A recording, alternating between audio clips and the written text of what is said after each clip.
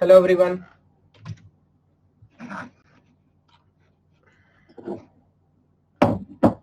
Yes, हाँ ऋषि बताओ क्या पूछना है।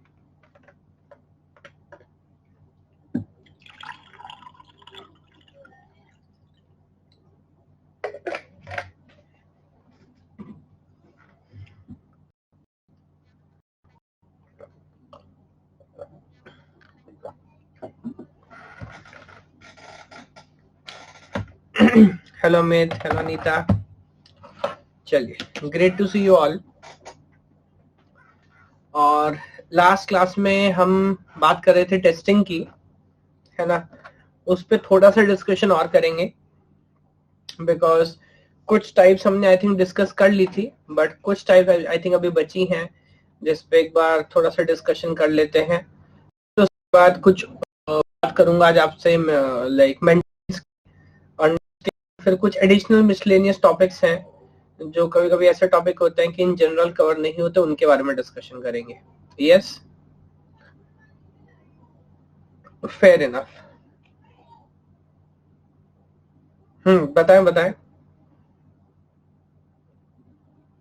ओके, तो एक बार अगर मैं जल्दी से आपको याद दिलाऊं, जो मेजर टाइप्स हमने समझी है, तो पहला जो मेजर टाइप आई थिंक हमने बात की है वो की है अल्फा और बीटा की।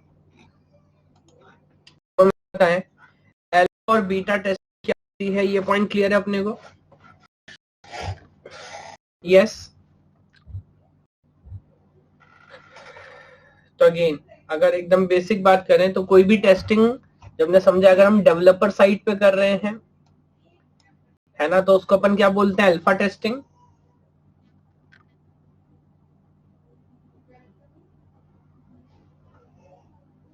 कोटा फैक्ट्री, कोटा फैक्ट्री क्या चीज है? ये कोई मूवी का नाम?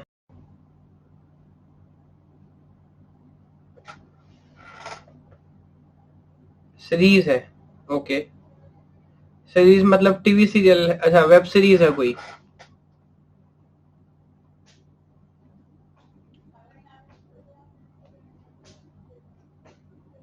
अच्छा, मैंने देखी नहीं, मैं एक बार चेक करूंगा भाई। ओके, अच्छा, कोटा आईआईटी की कोचिंग की वजह से। ओके, ठीक है। चलिए, मुझे वैसे इतना समय नहीं मिल पाता है, बट कल सैटरडे संडे में भी। अच्छा, पावर्ड बाय अनअकैडमी, ऐसा है क्या? मतलब लाइक अनअकैडमी ने स्पॉन्सर किया उसको? ओके, ठीक है, बिल्कुल देखूंगा मैं। देखने के बाद फिर आपसे बात करूंगा, है ना। ओके, तो अभी मैं बात कर रहा था आपसे अल्फा और बीटा टेस्टिंग की। हाँ, तो बोल रहा हूँ कोई भी टेस्टिंग अगर हम यूजर साइड पे करते हैं तो उसको अपन क्या बोल रहे हैं? Alpha testing. और क्लाइंट साइड पे अगर कोई भी टेस्टिंग कर रहे हैं तो उसको बोल रहे हैं बीटा टेस्टिंग। यस और नो? यहाँ अपने को समझ आ रहा था। उसके बाद मैंने आपसे दो आइडिया और डिस्कस किए थे जहां तक मुझे याद है, ब्लैक बॉक्स और व्हाइट बॉक्स। एक बार मेरे को जल्दी से दिलाओगे, ब्लैक बॉक्स टेस्टिंग क्या होता है, व्हाइट बॉक्स क्या होता है? What is black box testing, what is white box testing?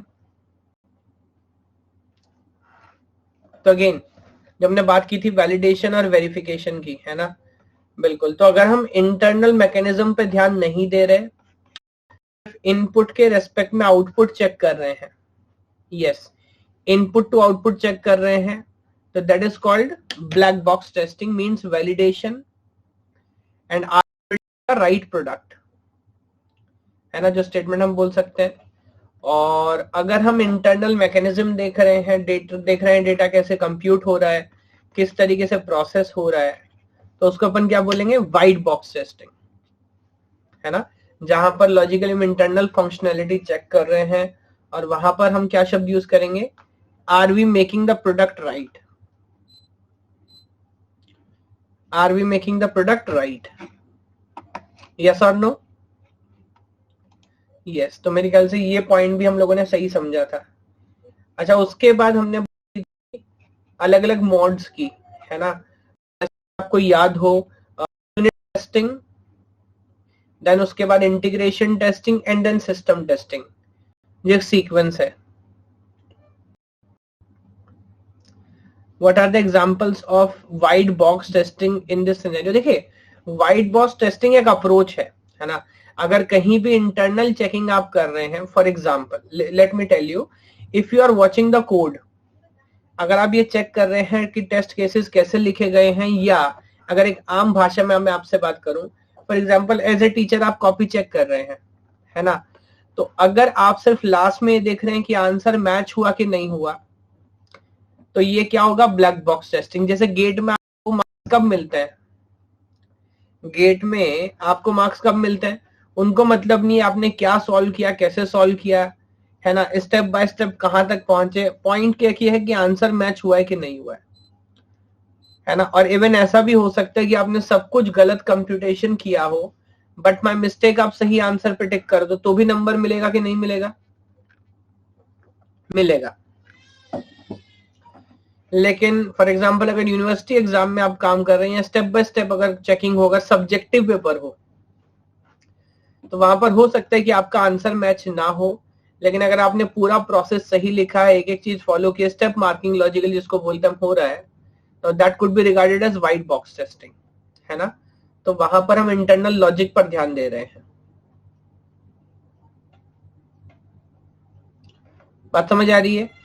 तो इसके बाद मैं आपसे बोल रहा था कि जो हमारी प्रोसेस थी, तो जैसे डिजाइनिंग में हम उल्टा कर रहे थे, पहले बात कर रहे थे इंटरफेस डिजाइन की, उसके बाद आर्किटेक्चर, उसके बाद डिटेल। तो यहां पर क्या करते हैं टेस्टिंग में, पहले यूनिट टेस्टिंग करते हैं, उसके बाद इंटीग्रेशन टेस्टिंग करते हैं, और सबसे बाद में सिस्टम टेस्टिंग करते हैं। यस और नो?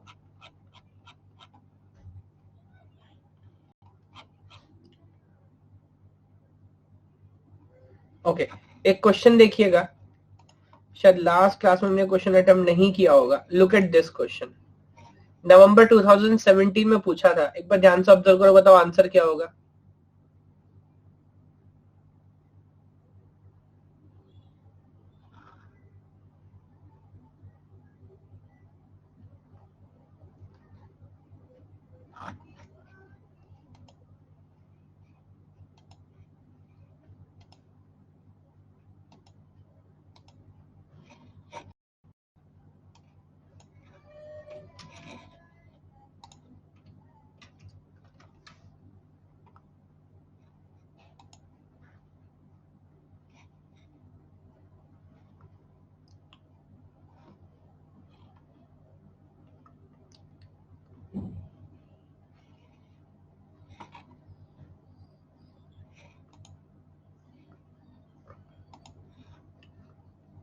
ओके, तो मिक्स आंसर आ रहे हैं, ABCD सारे ही आंसर लगभग यहाँ पे आ रहे हैं। ठीक है, तो एक बार आप ऑब्जर्व करो, फिर बताओ।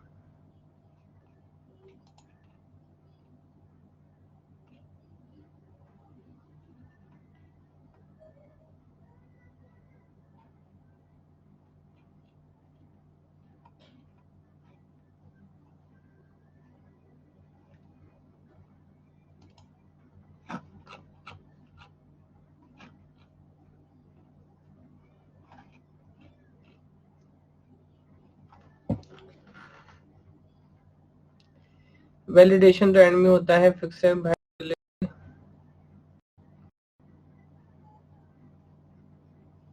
ओके, चलिए एक बार देखते हैं।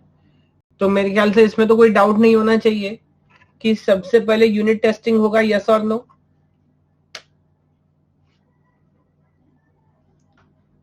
यस, है ना। यूनिट टेस्टिंग जब आप इंडिविजुअल कर लेंगे, देन वन बाय वन आप इंटीग्रेशन करना स्टार्ट करेंगे, है ना। अब इंटीग्रेशन करते करते लॉजिकली आप कहां पर पहुंचेंगे, you will reach towards the system, और पूरा सिस्टम आप फॉर्म कर लेंगे। और अब रिवर्स अप्रोच में बात करूं, तो यहां पर वैलिडेशन लास्ट में होना चाहिए। वो क्यों? बिकॉज लास्ट में फाइनल आप ये देखोगे कि फाइनली इनपुट से आउटपुट मैच हो रहा है कि नहीं हो रहा है, जो अल्टीमेटली क्लाइंट ने हमसे मांगा था। जो कि बात फॉलो कर पा रहे हो क्या? बिकॉज हम रिवर्स अप्रोच यहां फॉलो करेंगे, तो सबसे लास्ट में डिलीवरी देते हुए हम जिसको बोलते हैं फंक्शनल टेस्टिंग कर रहे हैं, तो वहां पर बस एक बार ये स्टेटमेंट चेक करेंगे। वैसे टू बी वेरी ऑनेस्ट,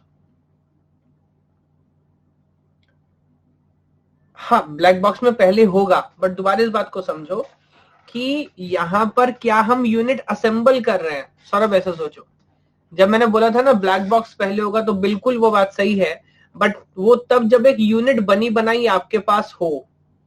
एक यूनिट बनी बनाई है तो आप पहले देख वैलिड ब्लैक बॉक्स, फिर उसके अंदर जा रहे हो। बट यहां पर आप सिस्टम असेंबल कर रहे हो, तो एक यूनिट, फिर दूसरी यूनिट, फिर तीसरी यूनिट, फिर चौथी यूनिट, और जब पूरा सिस्टम फॉर्म होता है तो सबसे बाद में आप इनपुट तो आउटपुट चेक कर पाओगे। देखो बात फॉलो कर पा रहे हो क्या? जैसे फॉर एग्जाम्पल, अगर मान लीजिए जैसे उस दिन मैं गाड़ी का एग्जाम्पल आपको दे रहा था, तो आप जब गाड़ी फैक्ट्री में टेस्टिंग कर रहे हो, एक एक करके यूनिट असेंबल कर रहे हो, बट यूजर के हिसाब से जो फाइनल टेस्टिंग होगी वो तो सबसे बाद में होगी ना, कि कार फाइनली कंप्लीट काम कर रही है कि नहीं कर रही है ना? तो यहां पर बेस्ट पॉसिबल आंसर क्या होना चाहिए? ए होना चाहिए। तो सबसे पहले यूनिट होगा, फिर इंटीग्रेशन होगा, फिर सिस्टम होगा, और सबसे लास्ट में होगा, जहां पर बेसिकली हम मार्क करेंगे कि सही तरीके से काम हो रहा है। अच्छा, एक और अच्छा क्वेश्चन मेरे को मिला था, शायद लास्ट क्लास में ये भी हम लोगों ने डिस्कस नहीं किया है। एक बार ये क्वेश्चन देखो, टॉप डाउन और बॉटम अप के अप्रोच की उस दिन मैंने बात की थी आपसे, इफ यू रिमेंबर। इंटीग्रेशन करने के भी दो आइडिया हो सकते हैं। यस, एक बार ये क्वेश्चन देखो, ड्राइवर और स्टब्स के ऊपर डिपेंडेंट है।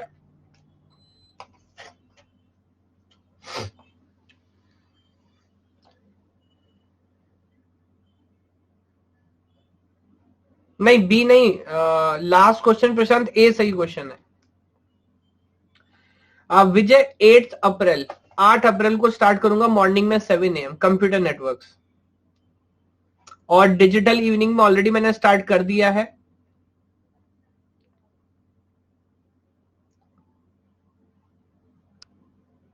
ओके, तो 6 to 7:30 आप डिजिटल की क्लास भी अटेंड कर सकते हैं। तो अगर पॉसिबल है तो दोनों क्लास अटेंड करिएगा, डिजिटल भी और नेटवर्क भी, बिकॉज डिजिटल जो है बाद में जब आर्किटेक्चर पढ़ेंगे डिजिटल के बाद, तो उसमें बहुत यूज होगा।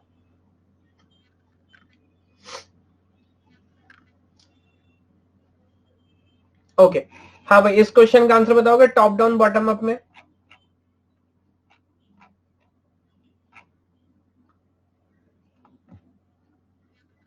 1 या 2? एक्जुत बिल्कुल, मैं कुछ और क्वेश्चंस भी ऐड कर रहा हूं, तो लास्ट क्लास मैंने इसीलिए रखा हुआ है प्रॉब्लम सॉल्विंग के लिए, उसमें और कुछ क्वेश्चन सॉल्व कराऊंगा। ओके, तो इसने बोला which of the following facts about top down software approach. Top down जब टेस्टिंग कर रहे होते हैं, तो top down testing requires the tester to build method stubs. Again अगर आपको याद हो तो मैंने बात आपसे बोली थी कि जब हम टॉप डाउन टेस्टिंग करते हैं, कोई बात नहीं, मैं दोबारा इस बात को एक्सप्लेन कर देता हूं, कोई प्रॉब्लम नहीं है। मान लीजिए, ऐसा समझिए, ये मैं बता देता हूं, सपोज करिए this is the middle module which is under test, ये टेस्ट के अंदर है। तो ऐसा सोचिए, जब हम टॉप डाउन करेंगे, और लेट मी से जब हम बॉटम टू टॉप जाएंगे, बॉटम टू टॉप। अब देखो, जब टॉप टू डाउन आएंगे, तो ये मॉड्यूल अगर अंडर टेस्ट है, तो क्या इसका ऊपर वाला मॉड्यूल पहले से एप्लीकेबल होगा? मैं लिख देता हूं, जो ऊपर होता है जनरली उसको बोलते हैं ड्राइवर, और जो नीचे होता है उसको बोलते हैं स्टब। ऊपर वाले को क्या बोल रहे हैं? ड्राइवर। नीचे वाले को बोल रहे हैं स्टब। तो जब आप टॉप टू डाउन आएंगे, तो ड्राइवर तो आपके पास, अब स्टब आपके पास नहीं होगा। तो टॉप टू डाउन टेस्टिंग करते हुए आप देखिए, फॉलो कर पा रहे हैं इस बात को? वीडियो पॉज हो रहा है क्या?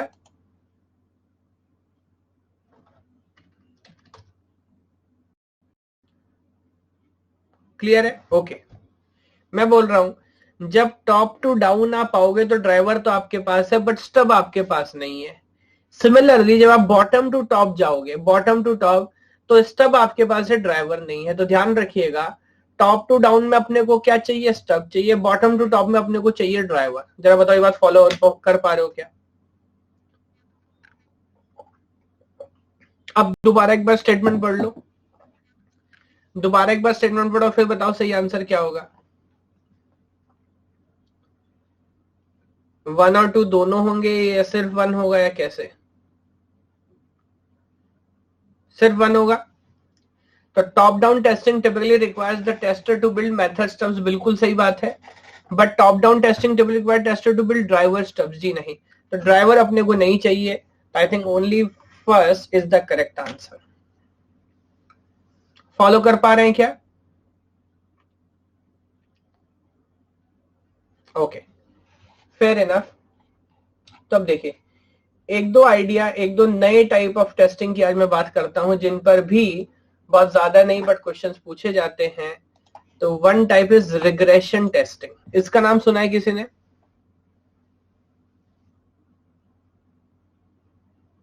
यस। तो इन जनरल आप मुझे बताओगे व्हाट इज रिग्रेशन टेस्टिंग, या कब ये काम आती है खासकर?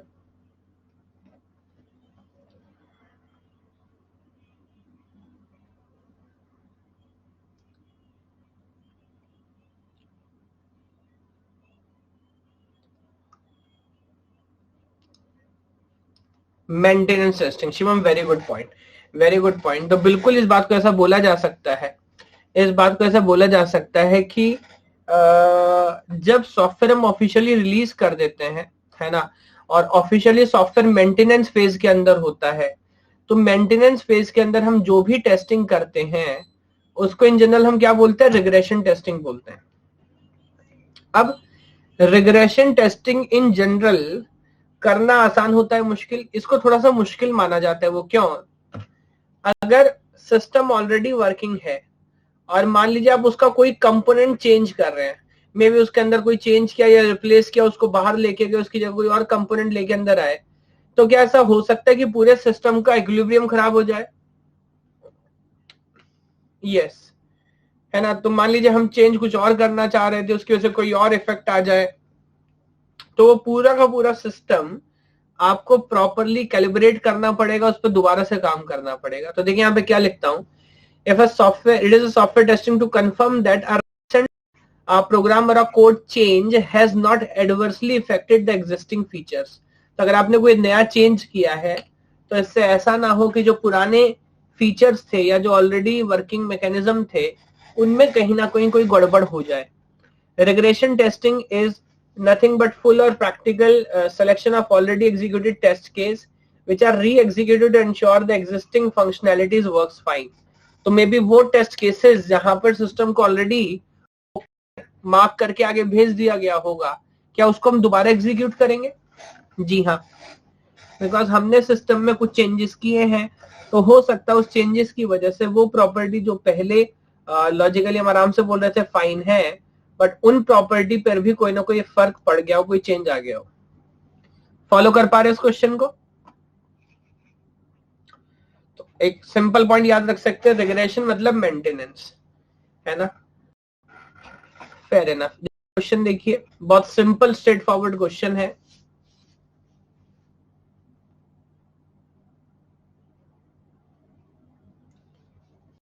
Non regression Manish of course new, जिसका पुराने वाले से कोई लेना देना ना हो, जिसका पुराने वाले से कोई लेना देना ना हो, now that will be termed as non regression.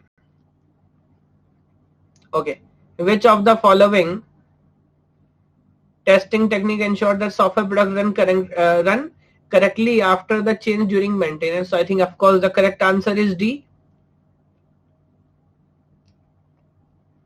एक बार देखिए, फॉलो कर पा रहे हैं क्या?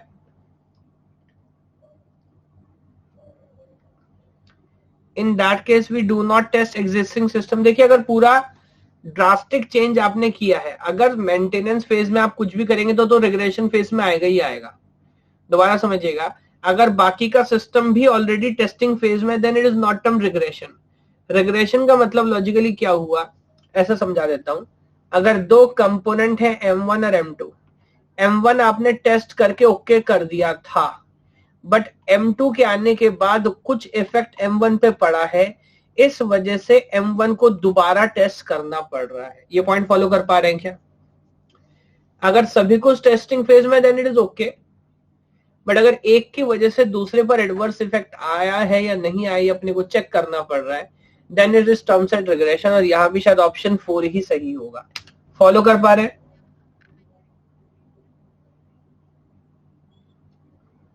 Fair enough. अच्छा, एक और टेस्टिंग होती है जिसको बोलते हैं स्ट्रेस टेस्टिंग। ये बताओ इसका क्या मतलब है? ये सारे टर्म्स है, कभी कभार पूछे जा सकते, तो एक बार इस पर डिस्कशन में कर रहा हूं। What is stress testing?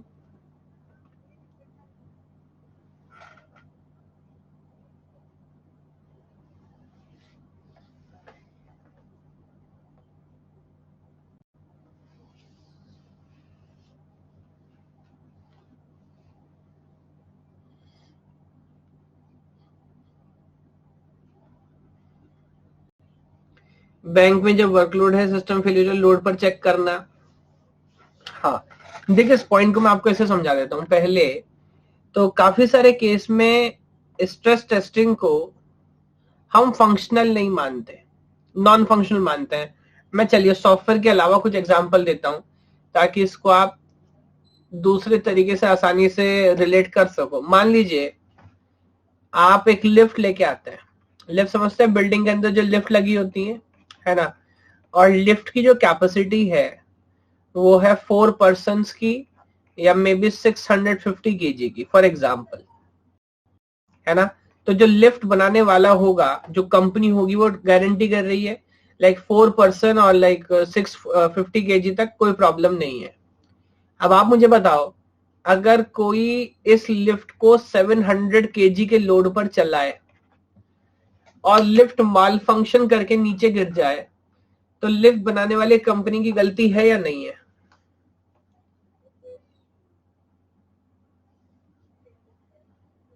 सोच के बताओ। उसने प्रॉमिस किया था कि 650 तक परफेक्ट काम करेगी, लेकिन आपने उसको ओवरलोड किया, 700 पे चलाया, तो लिफ्ट बनाने वाले की गलती है कि नहीं है? नहीं है ना?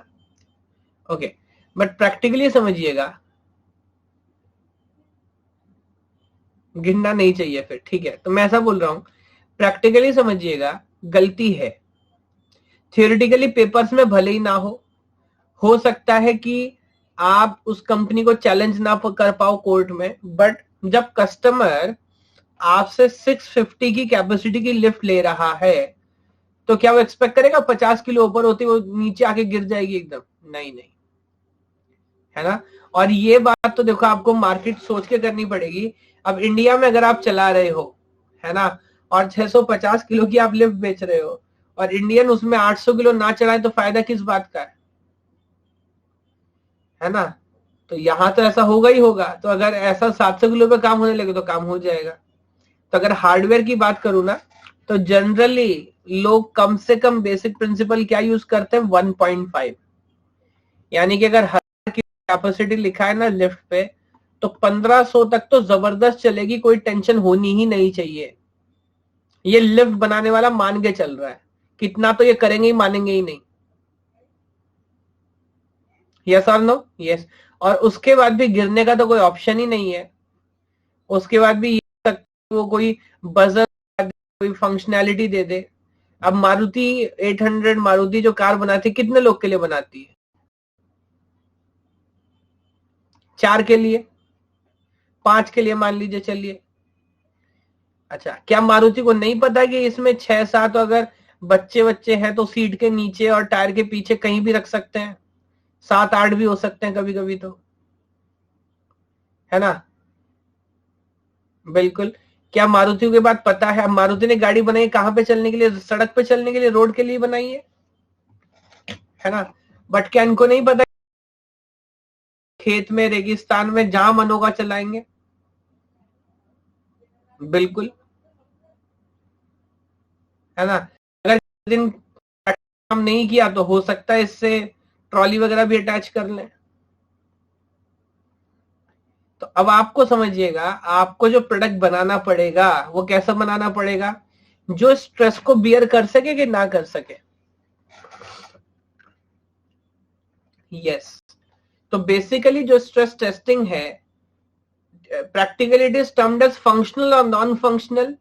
तो यहां पर मैं चेक करता हूं इन द कैपेसिटी और बियॉन्ड कैपेसिटी।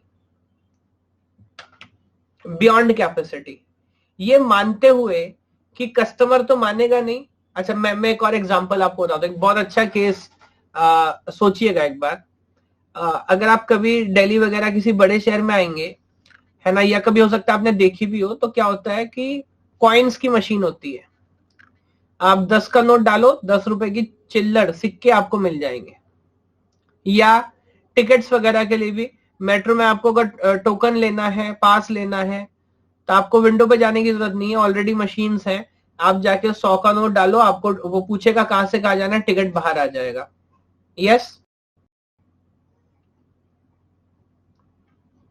बिल्कुल। अब आप मुझे बताओ, उस मशीन को इंडिया के अंदर जितनी भी करेंसी है जो आरबीआई ने कभी ना कभी पब्लिश किया, वो रीड करना आना चाहिए। हो सकता है किसी आदमी के पास 15 साल पुराना नोट हो जो अभी में भी सर्कुलेशन में ना हो। यस और नो? यस। पर आप मुझे बताओ, अगर एक मशीन जितने भी नोट ऑलरेडी सर्कुलेशन में है जो आरबीआई ने पास किए हैं, उन सब नोट्स को, उन सब करेंसी को अगर रीड करना सीख ले, तो क्या उसको ओके टेस्ट कर दे या नहीं, मार्केट में इंस्टॉल करा दे?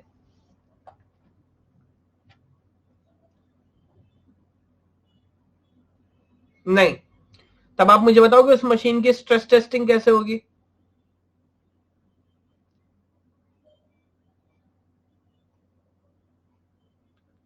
मैं आपको कुछ अजीबोगरीब सिनेरियो बता सकता हूं। देखिए क्या क्या सिनेरियो हो सकते हैं। नकली note, very good, very good. तो आधे लोग कोशिश कर सकते हैं कि उसमें नकली नोट डालें,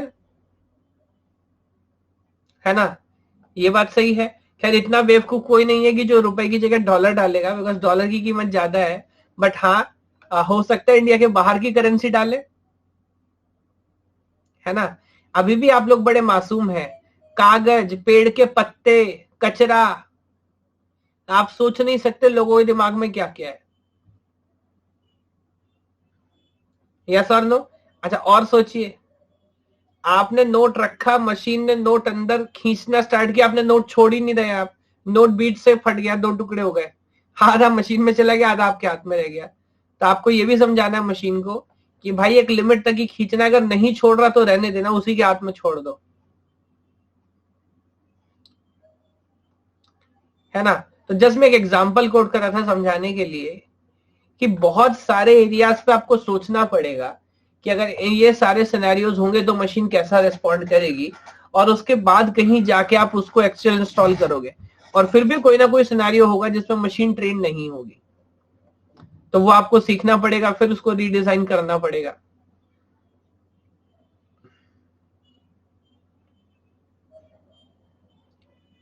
है ना?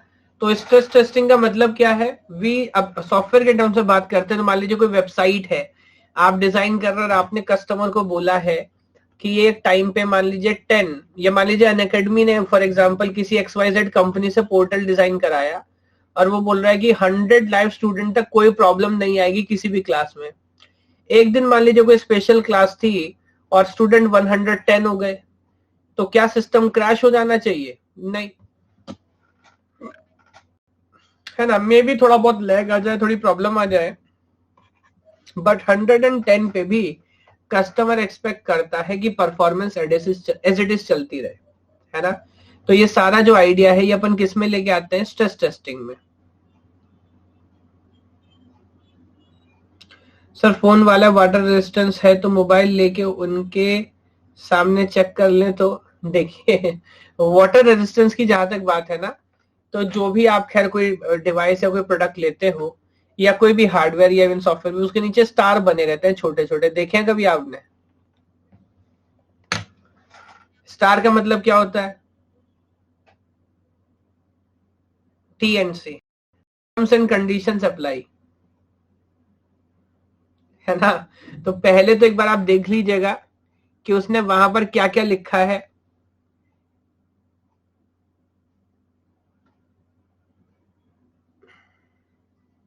बिल्कुल बिल्कुल, वो चेंज कर देता है। तो उसने कौन कौन से टर्म्स एंड कंडीशंस लिखी हैं वो, उसके अलावा आप किसी प्रोडक्ट पे ध्यान से देखेंगे ना, तो वो ये लिखता है कि वाटर रेजिस्टेंस कितने प्रेशर तक है, कितने मीटर तक है। मान लीजिए 10 मीटर तक है, 50 मीटर्स तक है। कोई महंगी अच्छी घड़ी आप लाएंगे तो मे बी 100 मीटर्स तक वाटर रेजिस्टेंस होता है। है ना, बट ऐसा नहीं है कि लाइक वो प्रॉपर काम करता ही रहेगा। तो मेरा तो मानना यही है कि बेहतर है कि आपको चेक ना करना पड़े,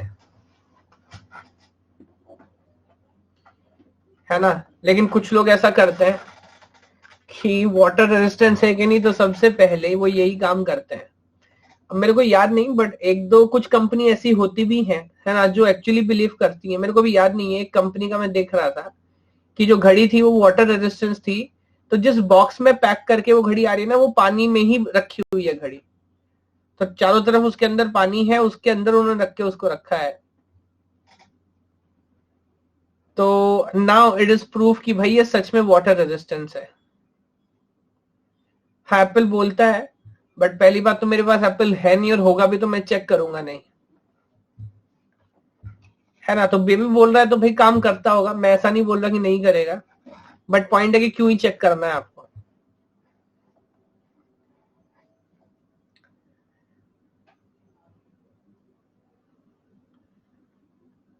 मैं एप्पल क्यों नहीं यूज करता, मुझे पसंद नहीं, और सही बताऊं तो मेरी इतनी जरूरत नहीं है, और मुझे लगता है कि एप्पल बहुत ओवर प्राइस्ड है ना। तो अंग्रेज पहले ही इतने अमीर है, उनको और अमीर मैं नहीं बनाना चाहता। और बहुत सारे लोग, मुझे ऐसा लगता है, खैर हर एक की अपनी अपनी अलग अलग आइडिया हो सकते हैं, बहुत सारे लोग एप्पल जो यूज करते हैं शौक के लिए करते हैं। तो मुझे टू बी वेरी ऑनेस्ट, जो मेरा काम है अगर वो होता रहे, then that is more than sufficient.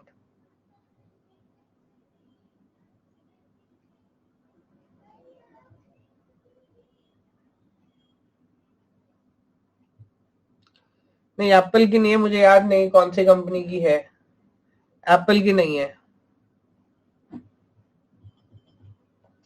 चलिए खैर, अपन मुद्दे पे आ जाते हैं। तो स्ट्रेस टेस्टिंग का आइडिया क्लियर हो रहा है क्या आपको? यस। अब एक और आइडिया मैं आपसे डिस्कस कर लेता हूं, that is called user acceptance testing, UAT. User acceptance testing और यूएटी, ये भी एक इंपॉर्टेंट आइडिया है ना। तो यूजर एक्सेप्टेंस टेस्टिंग का क्या मतलब है? अच्छा, ये भी एक तरह का मैं आपसे बोलूं तो फंक्शनल या नॉन फंक्शनल टेस्टिंग है। बिल्कुल मनी सही बात है, ये भी टेस्टिंग हम कहाँ कर रहे होते हैं? क्लाइंट साइड के ऊपर। क्लाइंट साइड के ऊपर अब देखो, कस्टमर ने, या मैं बहुत अच्छा एक एग्जांपल इसका मेरे को वही लगता है, कार वाला। मान लीजिए आप जाते हो ना टेस्ट ड्राइव लेने के लिए, है ना।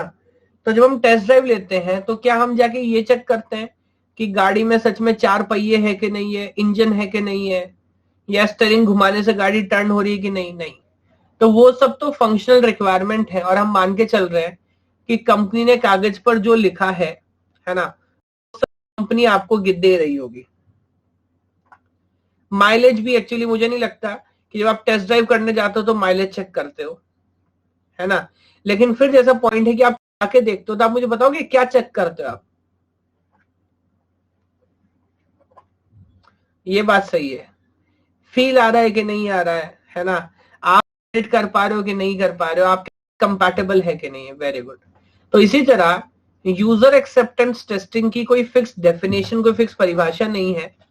अल्टीमेटली जो भी सॉफ्टवेयर है, कस्टमर उसको कंफर्टेबली यूज कर पा रहा है नहीं कर पा रहा है, ये हम वहां पर चेक कर रहे होते हैं, है ना। और यहाँ पर बहुत डिटेल में नहीं जाते, बट अगर आप पढ़ोगे तो आजकल कंपनीज में ऐसा भी करती हैं कि कस्टमर जब सॉफ्टवेयर को यूज कर रहा है उसकी वीडियो रिकॉर्डिंग भी करते हैं, उसको स्क्रीन यूज करने में कितनी आसानी हो रही है, वो फ्रस्ट्रेट तो नहीं हो रहा, उसके इमोशंस कैसे हैं, सब चीज मॉनिटर करते हैं।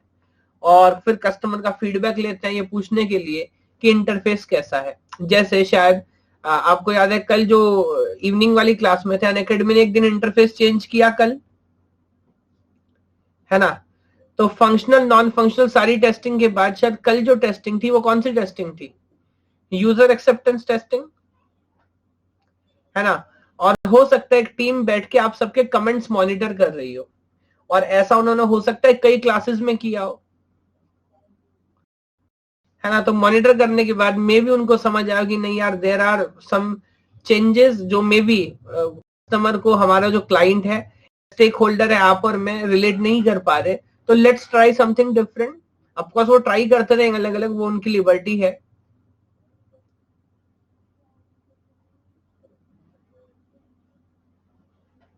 नहीं, मेरे हाथ में नहीं था, मेरे हाथ में नहीं था, वो कल खुद ही आया था और आज खुद ही चला गया, तो मेरे को भी नहीं पता था ऐसा कुछ हो रहा है ना।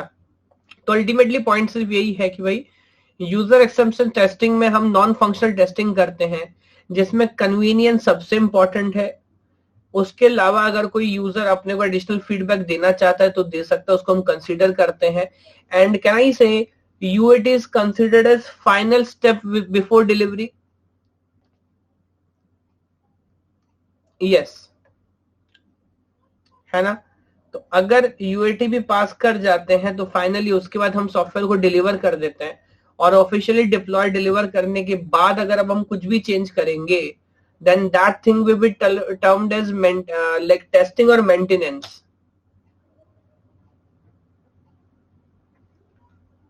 Will be termed as maintenance. Yes.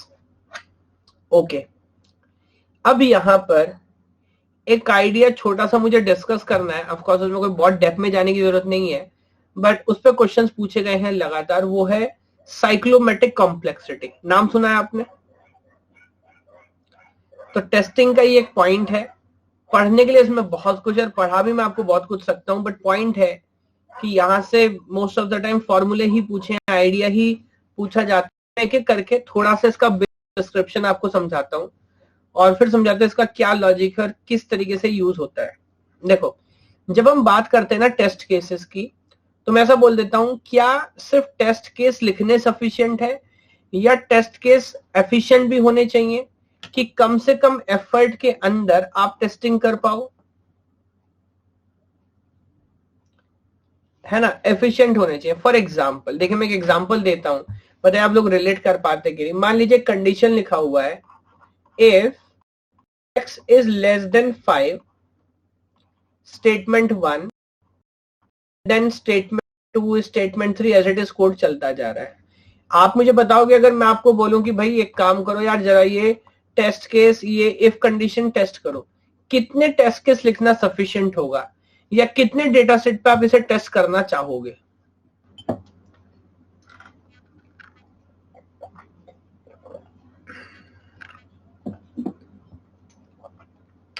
मेरी बात समझ पा रहे हो क्या?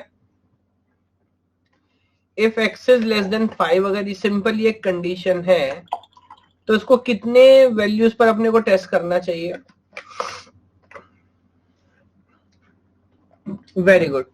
तो 3 मेरे ख्याल से एक सिंपल आइडिया है, जैसे एक वैल्यू 5 से छोटी ले लो, एक 5 से बड़ी ले लो, मे बी एक 5 ही ले लो बाउंड्री टेस्ट करने के लिए। तो 3 वैल्यू सफिशिएंट है।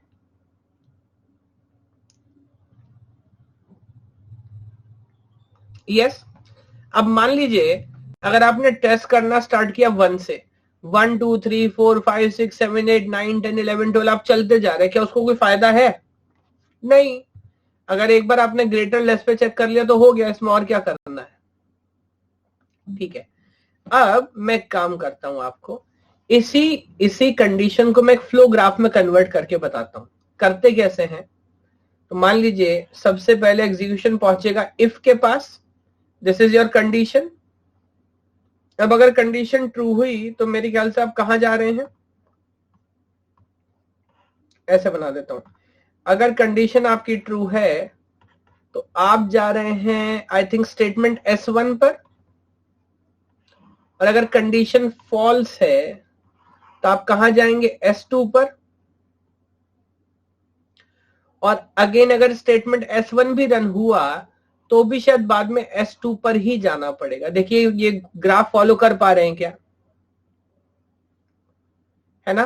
तो एक टर्म आपने सुना होगा जिसको बोलते हैं पाथ टेस्टिंग या इंडिपेंडेंट पाथ टेस्टिंग। तो आप मुझे बताओगे इस कोड के लिए कितने टेस्ट पाथ है? आई थिंक 2 रास्ते अगर आप चेक कर ले तो सफिशिएंट होगा। एक बार वाया S1 आ जाइए, एक बार सीधा आ जाइए। यस। तो अब इस कोड की साइक्लोमेटिक कॉम्प्लेक्सिटी क्या है? 2।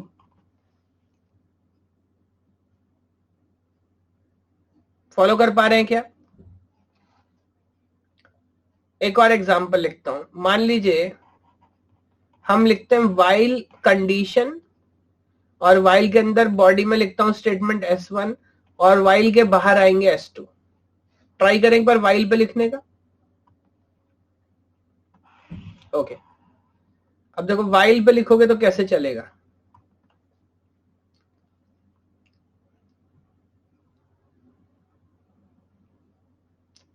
अगर x <5 वाला कंडीशन बनाया तब मैं समझा नहीं आप क्या बोल रहे हैं। मैं तो सिर्फ ये बोल रहा हूं कि आप इसे दो जगह टेस्ट करोगे, एक बार ऐसा की कंडीशन मैच करे, एक बार ऐसा की कंडीशन मैच ना करे।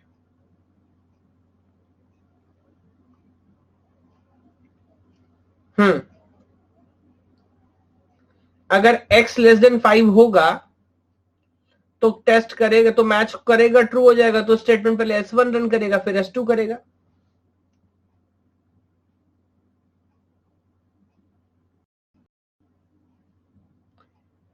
अभी मैं आपको बता रहा हूं साइक्लोमेट्रिक कॉम्प्लेक्सिटी का, मैं आपको नियम बताऊंगा क्या नियम है या किस तरीके से अपन कैलकुलेट कर रहे हैं। अभी मैं साइक्लोमेट्रिक कॉम्प्लेक्सिटी पे लॉजिकली नहीं जा रहा, बस आपसे चाह रहा हूं कि ये कोड देख के जो ग्राफ बना रहा हूं ये देखो, आप चेक करो फॉलो कर पा रहे हो कि ग्राफ कैसे बन रहा है।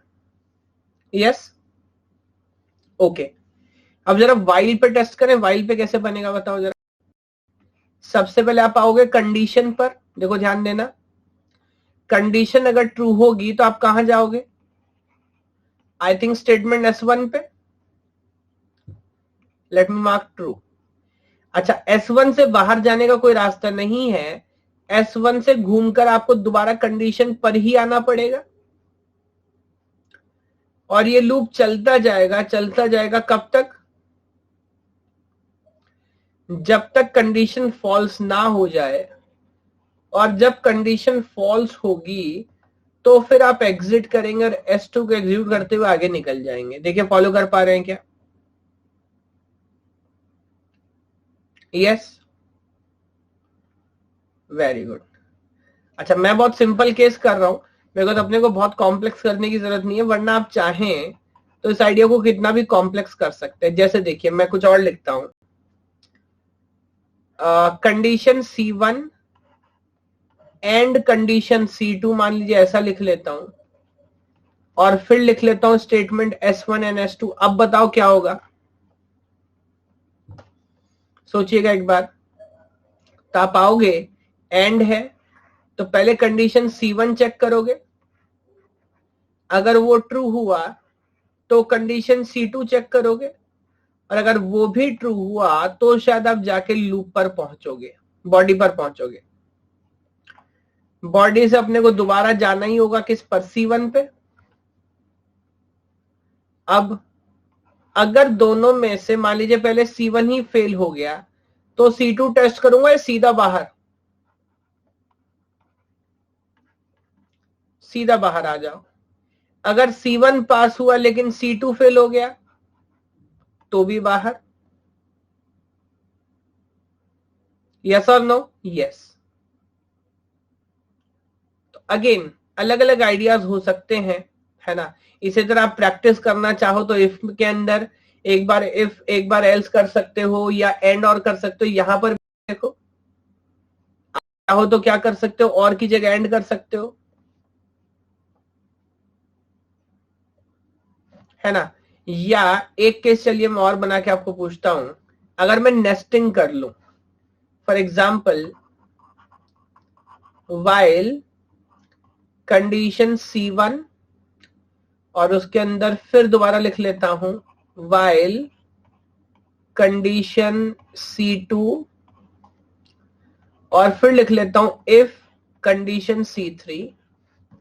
यहां पर लिखता हूं स्टेटमेंट S1 S2 और ये वाइल लूप यहां पर कंप्लीट कर लेता हूं, फिर लिखता हूं S3 और फिर मान लीजिए ये आउटर वाइल लूप भी कंप्लीट कर लेता हूं और यहां लिख लेता हूं S4।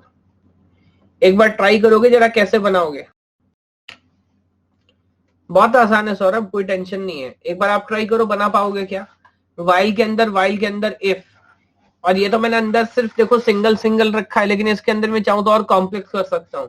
मान लीजिए अंदर दो दो कंडीशन रख दो, तीन तीन रख दो, लाइक दिस। एक बार आप ट्राई करो बनाने का, नहीं बनेगा तो मैं बना ही रहा हूं।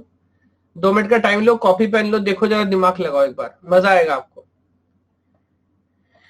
It is kind of graphical programming आप कर रहे हो यहाँ पे।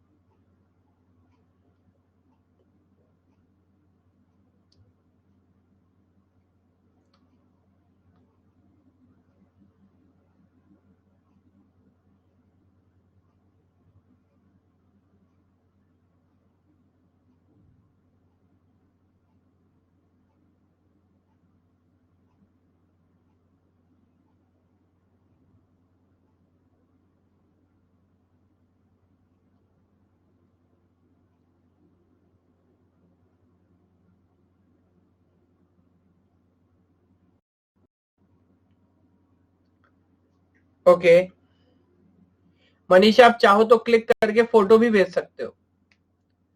अगर आप चाहो तो क्लिक करके पिक भी सेंड कर सकते हो।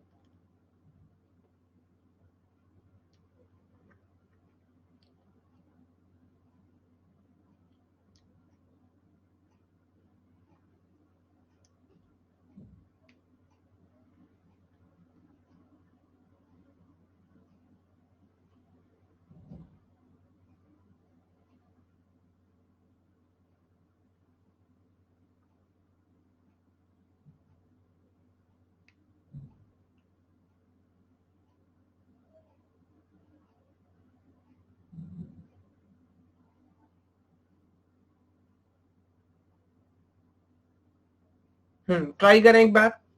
अच्छा कोई बात नहीं, कोई बात नहीं। देखिए मैं ट्राई करता हूँ, बस एक आइडिया आपसे पूछता हूँ, एक सलाह दो फिर मैं बनाता हूँ। मेरे को ये कैसे बनाना चाहिए, अंदर से बाहर की तरफ या बाहर से अंदर की तरफ, ये बताओ पहले।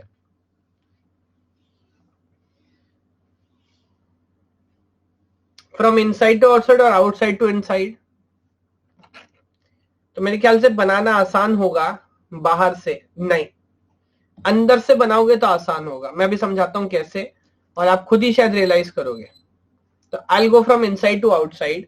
तो पहले मैं इफ बनाता हूं। तो देखिए मैं क्या करता हूं, let me go and let me draw if and this is, oh sorry मैं तो डायरेक्ट ग्राफ ही बना के आपको दिखाता हूं। हाँ सौरभ अभी चेक करता हूं। तो let me go and check condition C3, और C3 अगर ट्रू है तो मैं कहां जाऊंगा, स्टेटमेंट S1 पे, और C3 अगर फॉल्स है तो जाऊंगा S2 पर, और S1 से भी डायरेक्ट S2 पर ही आना है। देखिए क्या इतना पार्ट कंप्लीट हो गया। अब देखिए ये पूरे की पूरी जो कहानी है ये किसके अंदर लिखी हो, वाइल लूप के अंदर। तो अब मैं अगर C2 कंडीशन मैच होती है, ट्रू होती है, तो मैं अंदर आऊंगा, और लूप की बॉडी कंप्लीट होने के बाद आपको देखिए दोबारा C2 पर ही आना पड़ेगा। और अगर ये कंडीशन फॉल्स होती है तो ही सिर्फ आपको यहां से एग्जिट मिलेगा, जो कि शायद होगा S3। अब इस पूरे को आपने एक और लूप के अंदर रखा हुआ है। तो let me take one more case, let me take condition C1। अगर कंडीशन C1 ट्रू हुई तो आप C2 तक पहुंचोगे, और C3 अगर फॉल्स हुई तो फिर शायद दोबारा आपको C1 पर आना पड़ेगा,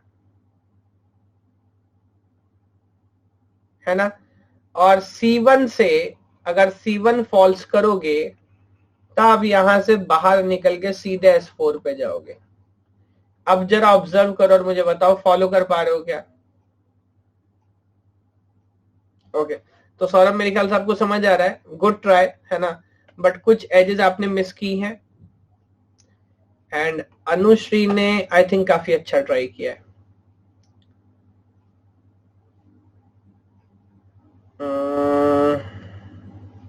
बट नहीं, गड़बड़ है ना। बहुत सारी जगह आपने मल्टीपल ट्रांजिशंस ले लिए, कोई बात नहीं। अब ये यही मैं बना लेता हूं, एक बार मुझे बताओ सब लोग फॉलो कर पा रहे हो क्या?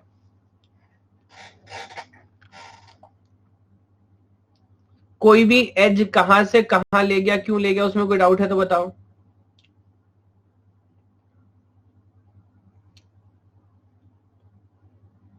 क्लियर हो रहा है सभी को? C1, हाँ C1 पे क्या डाउट है, निखिल बताओ। C1 अगर ट्रू है तो मैं बॉडी के अंदर जा रहा हूं, फॉल्स है तो सीधे बाहर आ रहा हूं।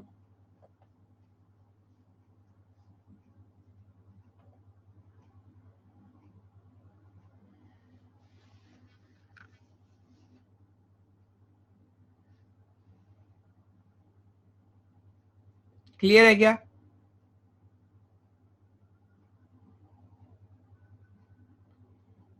हाँ उस पर भी आएंगे, पहले ग्राफ तो क्लियर हो। ओके, S2 से S3 नहीं होगा, आप बताओ क्यों होगा? क्या S2 से S3 का कोई डायरेक्ट रास्ता है? जब लूप टर्मिनेट होता है तो कंडीशनल स्टेटमेंट से ही होगा ना, तो भला S2 से S3 का डायरेक्ट रास्ता क्यों होगा? सोचो आप खुद।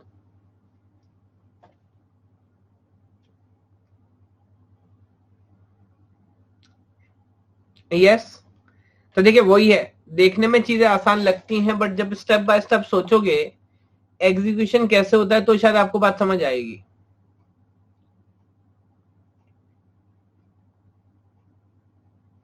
यस,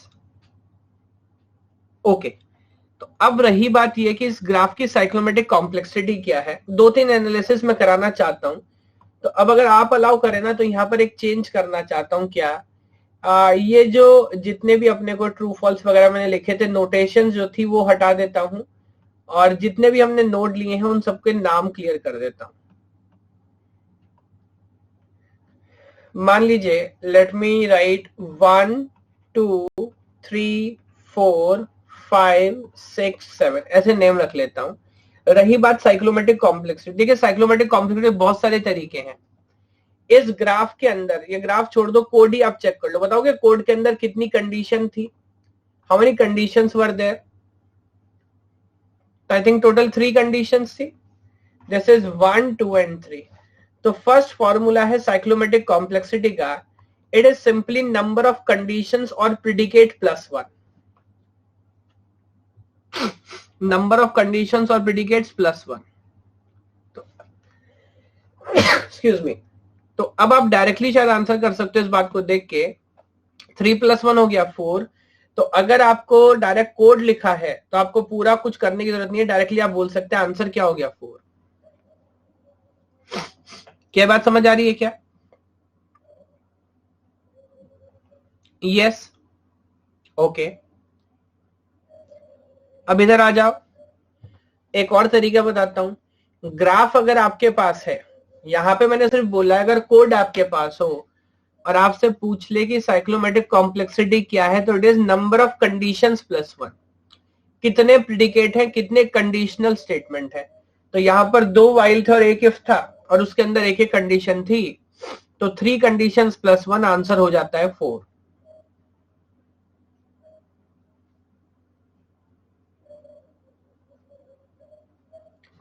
निखिल पिछले केस में आउटसाइड इनसाइड की बात ही नहीं थी क्योंकि कोई नेस्टिंग थी ही नहीं, आप बताओ।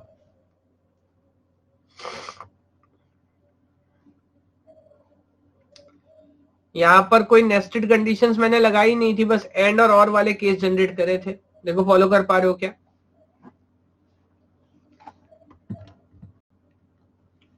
Okay,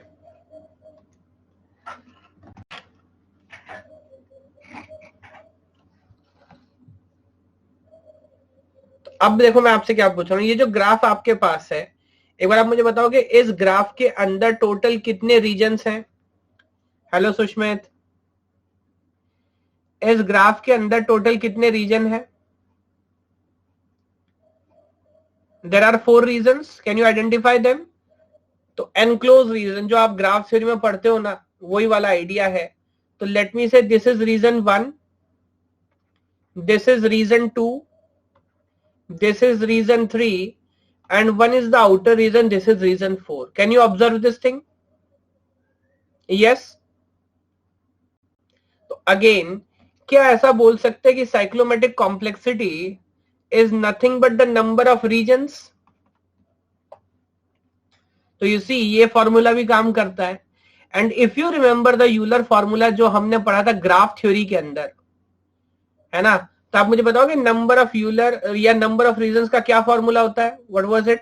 it is number of, बोलो, very good Anushree, number of edges minus vertices plus 2. Number of edges minus vertices plus 2. Follow कर पा रहे इस पॉइंट को? यस. तो क्या ये फॉर्मूला भी साइक्लोमेट्रिक कॉम्प्लेक्सिटी के लिए इस्तेमाल किया जाता है? Please tell me. जी हाँ, ये भी किया जाता है ना. तो अगर एक बार मैं आपको थोड़ा सा दिखा देता हूं इसका आइडिया. अच्छा, एक और पॉइंट समझिएगा. इन जनरल ये तो बात फॉर्मूले की थी. आप ये समझ रहे हो कि ये क्यों जरूरी है पढ़ना? क्या साइक्लोमेट्रिक कॉम्प्लेक्सिटी हमें ये बता रहा होता है कि किस तरीके से आपको टेस्ट केसेस लिखने चाहिए या कोड कितना कॉम्प्लेक्स है? हाँ, वो अलग बात है. देखो आजकल बिकॉज ये ज्यादातर काम सॉफ्टवेयर कर रहे होते हैं, तो it is not required to test like required to write independent test cases. But जी हाँ, ये सबकी अपने को जरूरत पड़ती है. एक बार देखिए, मैं आपको ऐसे समझाता हूं एक आइडिया. एक और चीज आपसे पूछता हूं, इंडिपेंडेंट टेस्ट पाथ कैसे निकालते हैं? ऑल्दो एग्जाम में हार्डली नहीं पूछा मतलब कभी, बट ऐसा समझिएगा. कैन आई से एक इंडिपेंडेंट टेस्ट पाथ हो सकता है 1 to 7. आप 1 पे आओ, डायरेक्ट 7 से एग्जिट कर जाओ. यस. और बताओ और क्या हो सकता है? 1 से 2, देन 2 से 6, 6 से 1 एंड देन 1 से 7. एक अंदर जाके बाहर आ रहा हूं. सी पजल की तरह है. देन 1 से 2 आऊंगा, देन 2 से 3, 3 से 5, देन 5 से 2, 2 से 6, 6 से 1 एंड 1 से 7. और एक लास्ट हो सकता है 1 से 2, 2 से 3, देन 3 से 4, 4 से 5, 5 से 2, 2 से 6, 6 से 1 और 1 से 7. तो अगर आप मुझे बताओगे टोटल इंडिपेंडेंट कितने टेस्ट पाथ आप लोगों ने निकाले? यहां पर टोटल 4 टेस्ट पाथ आए हैं. ऑल दो बिकॉज मैं जान रहा हूं अपने मन में एक रिलेशन स्टेब्लिश करने की कोशिश कर रहे होंगे, तो प्लीज वो मत करिएगा. क्या number of test path is equal to cyclometric complexity होता है?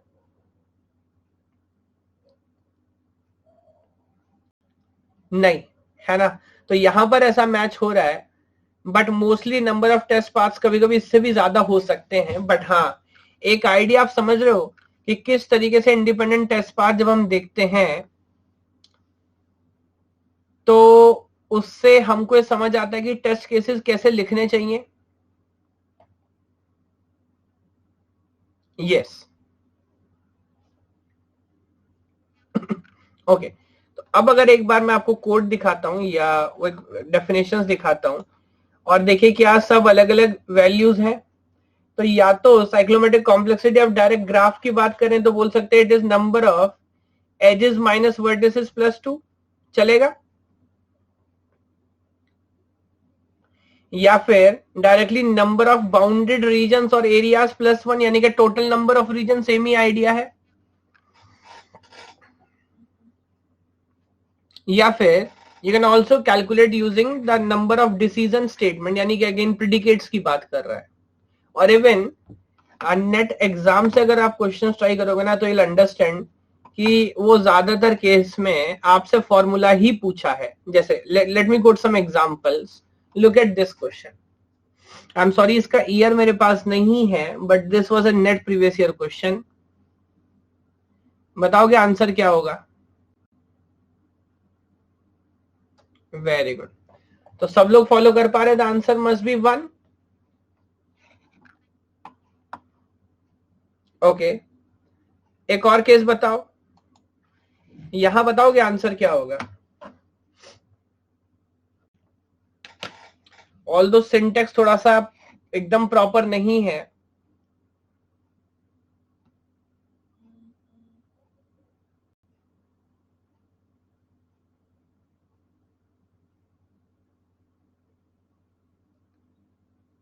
वेरी गुड, तो आंसर होगा 3। बस एक पॉइंट मैं पूछना चाहता हूं, यहां पर बताओगे हाउ मेनी प्रिडिकेट्स आर देयर, 2 या 3? वेरी गुड, तो भले ही इफ के अंदर एंड करके 2 लिखा हो, don't count as 1, these are 2 predicates and 2 + 1, तो of course 3 is the correct answer. आप चाहो तो इसके लिए ग्राफ बना के भी देख सकते हो, बट आई डोंट फील कि उसकी जरूरत पड़ेगी। यस, ओके, एक और क्वेश्चन देखो।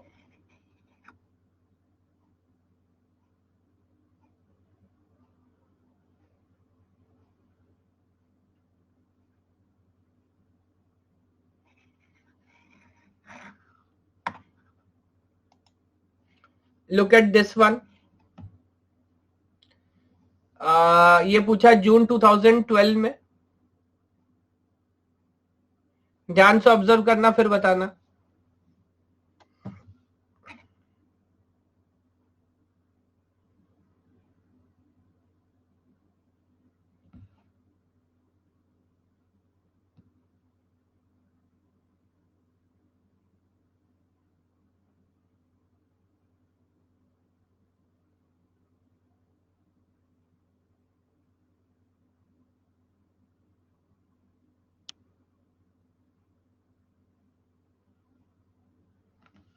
ओके, एक बात ऑब्जर्व करना, करेक्ट पूछ रहा है कि इनकरेक्ट पूछ रहा है?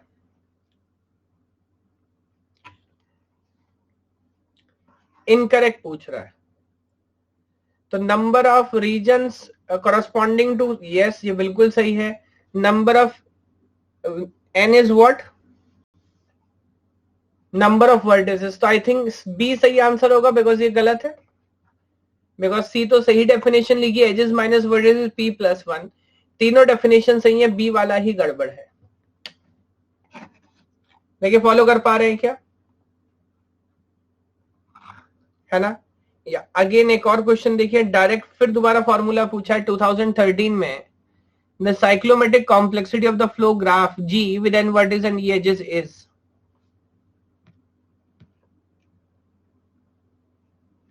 तो अगेन देखिए बहुत सिंपल ऑब्जर्वेशन है, correct answer is B. Yes,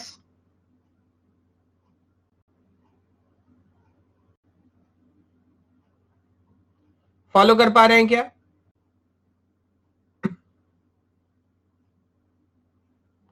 okay, तो मेरे ख्याल से इस क्लास को यहीं कंप्लीट करते हूँ आज।